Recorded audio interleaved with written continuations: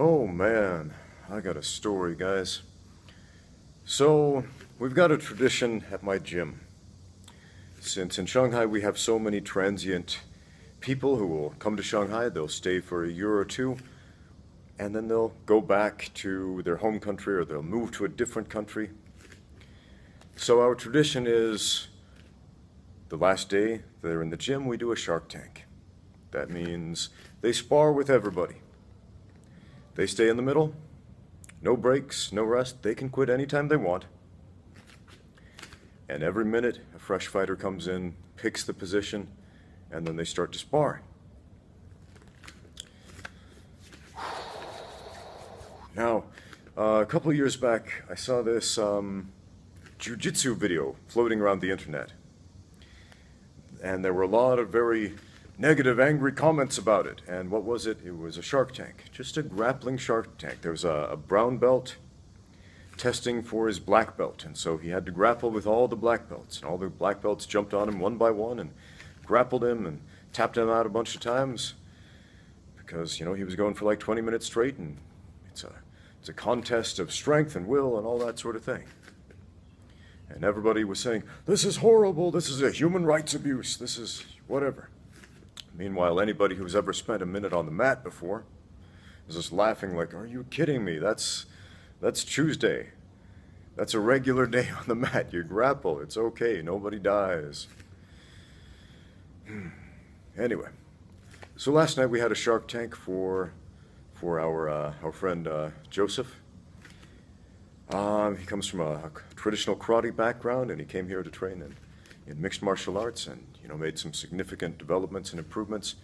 And it was great to have him here. So Joseph, if you're watching, hey, thanks so much for making the time to train with us here at the JX Fight Club when you were in Shanghai. Now, so we all lined up, we sparred with him one at a time, and there was a new guy who'd been coming for about 3 days. I won't mention his name, but the new guy comes in, and he wanted to spar. And that's fine. That's fine. I encourage new students to spar. A lot of people don't. But spar at your own risk. Protect yourself at all times. And the burden of responsibility to protect yourself is on you, not on your partner. So I always say light contact when we spar. And everybody has a very different idea of what that means. And the new guy is kind of a bigger guy. And bigger guys have a much more difficult time learning to control their power. So he steps out there, he decides he wants to stand up with Joseph, who again is a karate black belt. And the new guy throws a heavy, boom, right hand. Hits Joseph square on the face, leaves a big old mark. Big old mark. Heavy. And I saw it. And the amount of restraint that Joseph showed in that situation, I believe, was commendable. But our new friend did not. Joseph threw a leg kick, landed one leg kick. Fairly light to moderate power, I would say. But slap on the leg, and I believe this is the first time the new guy had ever been hit before in his life. And he didn't like it. Now, the first thing he did was smart. It was advisable. It's what I ask my students to do if they feel that the sparring is getting out of hand, which is remove yourself from the situation, call a timeout, step off the mat. And that's what he did. That was smart. That was good. I liked that. I thought, okay, wow, here's a person with some self-control. I really appreciate the fact that he did that instead of escalating the situation and trying to throw back with even more power and turn it into a fight. In which case somebody is going to get hurt, probably the new guy. But it didn't end there. He stepped off the mat, he was fuming a little bit, and I get it. He's new, got kicked in the leg for the first time, he didn't like it, so I stepped off the mat, followed him, checked up on him. Is everything okay? All right, you all right? He's like, fuming a little bit. So I'm like, all right, cool down a bit. I'll be back to talk to you later. And Then he starts shouting, starts swearing up a storm, starts cursing at everybody, runs over to the front desk. I don't pay good money to get beaten up here. Oh my, another one of my students, a fellow from Ukraine named Vitaly, professional fighter, fantastic fighter. You know, he steps over, and he's a very nice guy, and he says, hey, it's okay. It's a fighting class. You know, you'll get kicked sometimes. You get punched sometimes. It's all part of the process. Oh man, our new friend didn't like that at all. Oh, all these curse words came out. F this, F that, you're a this, you're a the other. And then he started saying some horribly bigoted things about Russians. Bear in mind, Vitaly is from Ukraine. He's not Russian. He speaks Russian. But, man, these horrible, horrible things that came out of his mouth toward Vitaly, toward the people of Russia. Oh, my. This went on for a while. He was so loud, so exuberant. He wouldn't listen to reason, and eventually he stormed out. Now, what made this even more sad, I would say, is that his child, I think he had a boy who was about maybe 8 years old or so, who's watching this, seeing his father throw a tantrum, throw a patty over a leg kick. And anybody who's spent a minute on the mat,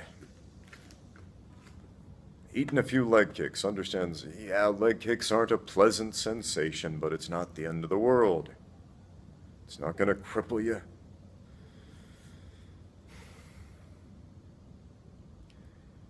But, man, so I thought that was it. I thought, okay, he's gone. He's going to cool off. You know, maybe I'll talk to him tomorrow. You know, see what's up. See, maybe it was just a heat of the moment thing. You know, and maybe he's just having a bad day. I like to give people the benefit of a doubt. About 20 minutes, however, 20 minutes later, he comes back, and he's angrier than ever. He's like, where's that effing this who assaulted me? Talking about Joseph, his sparring partner. Like, very belligerent. And Vitaly's standing there, and he's like, you Russian this, Russian that, I hate you, you're the worst person in the world. So Joseph comes out, and he looks at this guy, and he's like, hey, I'm sorry you didn't have a more positive experience. And if I hurt your leg, I apologize. F this, F that, you're a psychopath, you're a narcissistic idiot. Oh, man, all these things coming out. And then something stranger happened, which is, you know, Joseph, he continued to apologize. And I personally don't think he needed to, but he did, because Joseph is a decent person. He said, look, I'm sorry and I apologize, okay? If I went too hard, I apologize. What can I do to make it right?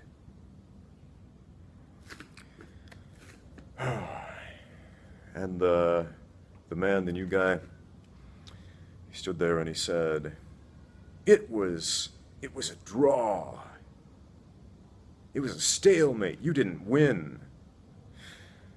At which point I realized, oh man, he thinks sparring is a contest. He thinks it's winning and losing. He thinks you win and lose at sparring. Ooh, guys, you don't win and lose at sparring. You learn at sparring. It's a learning exercise. You don't win and lose. If you go into sparring with this win-lose attitude, you're an idiot. I'm just going to put that out there. You're a fool.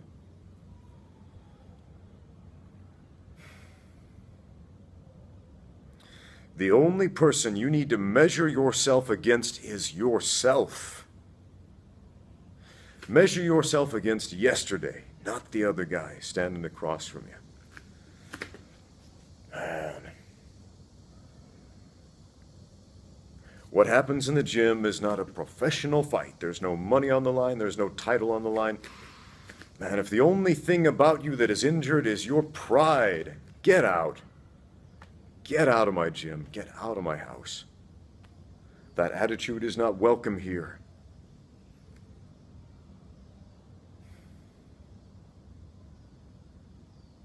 This is my house, friends. We've got some very simple rules here.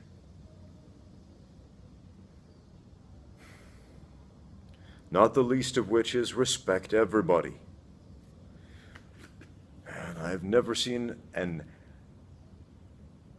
a reaction so adverse to sparring. Now, I've seen a few situations, where people were sparring a little too hard. They called it to a stop. Maybe they said a few angry things. Like, hey, it's too much. Dial it back. That's not the norm. I have seen it, though. There's a girl, small girl, and she's sparring with another girl. One girl lands a leg kick, hard one. First girl stops and says, hey, that's too hard. Go lighter, please. She's like, okay, sure. So they keep sparring. Boom, another heavy leg kick. Time out. Hey, I told you that's too hard. Go lighter, please. I won't spar with you anymore if you keep throwing like that. Okay, sure. They keep sparring. Boom, one more heavy leg kick. All right, that's it. I'm not sparring with you anymore. She stepped away. She was angry. She was fuming. Let out a few chosen four-letter words, but that was the end of it. And the two didn't spar anymore. That's fine. That's fine. Not everybody has the same idea of what level of intensity you should be sparring at, right? So be smart. Walk away if it's too much. That's your right. What is not your right is to verbally assault people. What is not your right is to say bigoted things about people based on their nation of origin or where you think they're from. What is not your right is to be that guy. Don't be that guy, guys. Well, this guy was so loud and so boisterous I couldn't get a word in edgewise with him before he stormed out the door the second time. What I would have liked to have said was, go. Take your membership fees, get a refund, and go.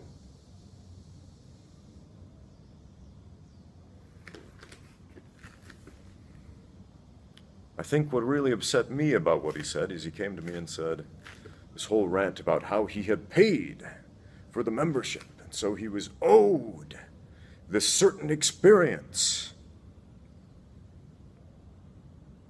I'm going to tell you something very important. You cannot buy my respect.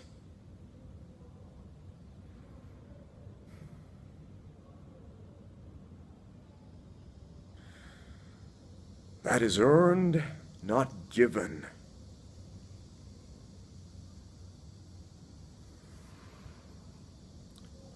And that is true of every human being on the planet. Respect is earned, not given. Do not come into my house and lecture anybody on respect when you give it to no one.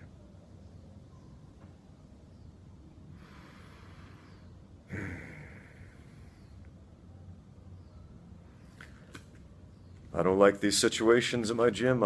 Honestly, that's the first time I've seen that sort of altercation on that level with that much volume. And the reaction from the Muay Thai class, right next to the MMA class, was the Muay Thai class. My friend Achi is an awesome Chinese fighter. He was coaching that one. It's mostly a group of local people from Shanghai, and they were watching, and they kept saying this word which translates to glass heart. I'm saying, that guy's a glass heart. And I asked him, what do you mean he's a glass heart? What does that mean? I don't know that expression. I said, oh, that's, a guy like that. The guy who puts up this big pretense of, oh, look, I'm big and important right here, except they're clearly not.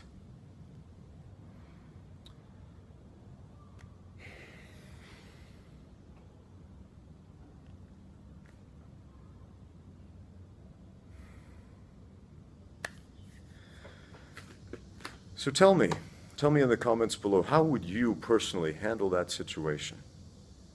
Like I said, I couldn't get a word in edgewise.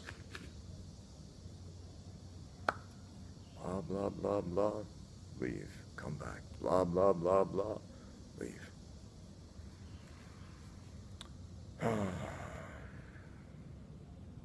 But what would you do? What would you personally do if you were running a class or running a gym and somebody started a situation like that in your house? What would you do? Let me know in the comments below. Hey, thanks for listening to this rant. Now get out there and train. Respect each other, please.